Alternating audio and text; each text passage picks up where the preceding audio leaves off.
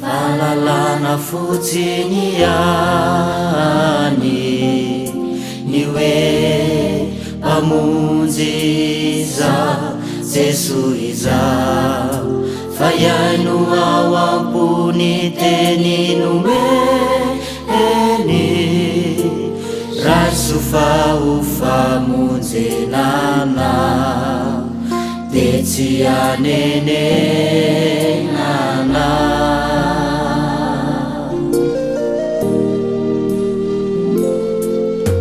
Andatsanao ny fahalalany zany ratotsy ainana, anesoko ratotsy tafalatsaka ao ambo aniwe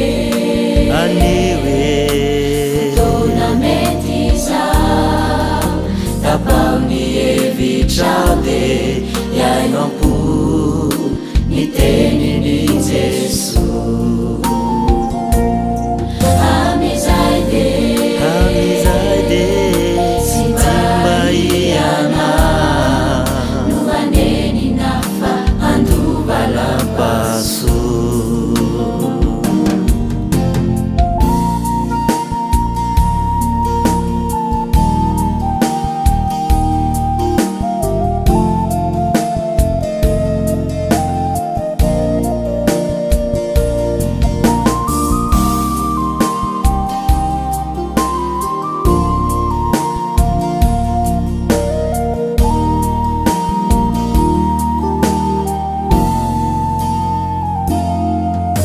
Ataonao fahazarana fotsiny ny mandre sy mamaky Baiboly, fa iaino ao ambony teny zay rena raso fa ho famonjenana de tsy anenenana.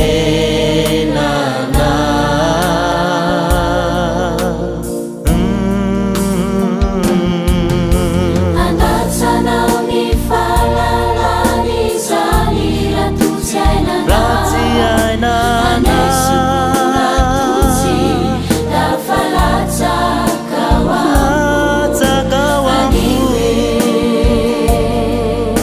fotoana mety zao tapao ny hevitrao de iaino ampo ny teniny Jesoa.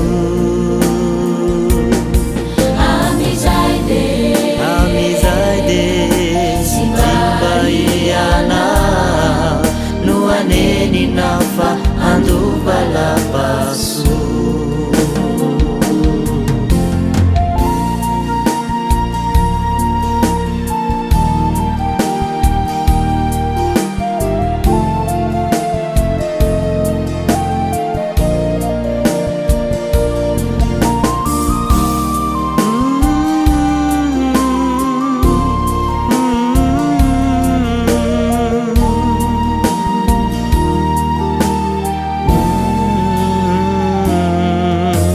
Ataonao efa reko izany de angatakandro lavety indray ana solahe